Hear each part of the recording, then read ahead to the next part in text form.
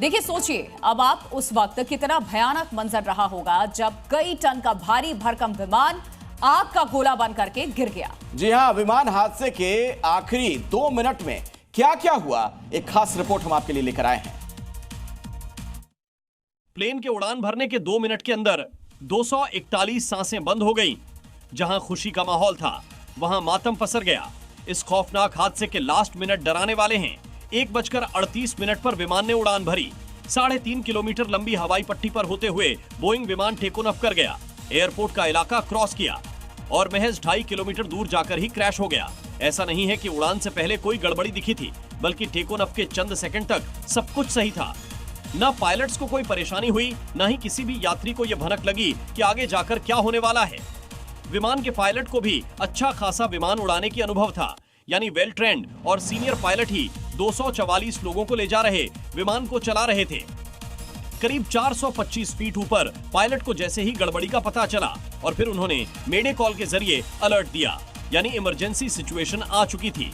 लेकिन एटीसी कुछ एक्शन ले पाती, उससे पहले ही विमान क्रैश हो गया।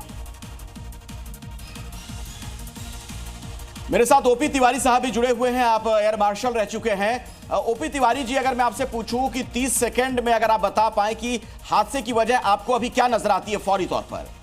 देखिए, 30 सेकंड तो कम है। जैसे वाईके सिंह साहब बता रहे थे कि ये जब तक एफडीआर और सीवीआर फुली डिकोड नहीं होगा तब तक असलियत पता नहीं चलेगी। लेकिन लोगों की क्यूरियोसिटी होती है कि जानने की, बिकॉज इस रिपोर्ट आने में बहुत समय लगेगा। देखिए, जब पहला रोल कर चुका है, इट मीन्स उसने क्रिटिकल स्पीड V1 VR को एक्वायर कर चुका है, उसका आगे एयरबोर्न हो गया।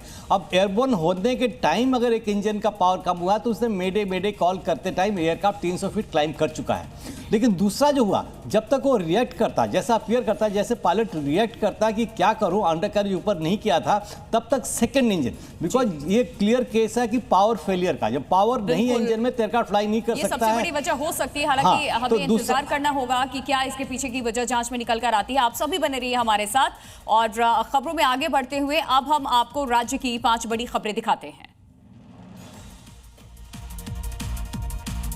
यूपी के हरदोई में उस वक्त हड़कंप मच गया जब टिलिया मोहल्ले में स्थित कब्रिस्तान के पास एक ट्रांसफार्मर में भीषण आग लग गई। आग लगते ही ट्रांसफार्मर धू कर जलने लगा। मौके पर मौजूद लोगों ने तुरंत फायर ब्रिगेड को सूचना दी, जिसके बाद दमकल कर्मियों ने मौके पर पहुंचकर कड़ी मशक्कत के बाद आग पर काबू पा लिया।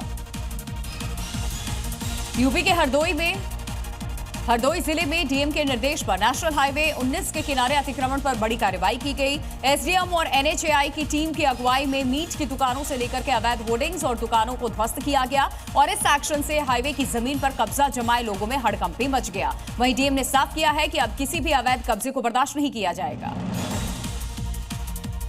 यूपी के बहराइच में महसी इलाके में 2 खूंखार भेड़िए देखे गए हैं, जिसके बाद से पूरे इलाके में हड़कंप की स्थिति है।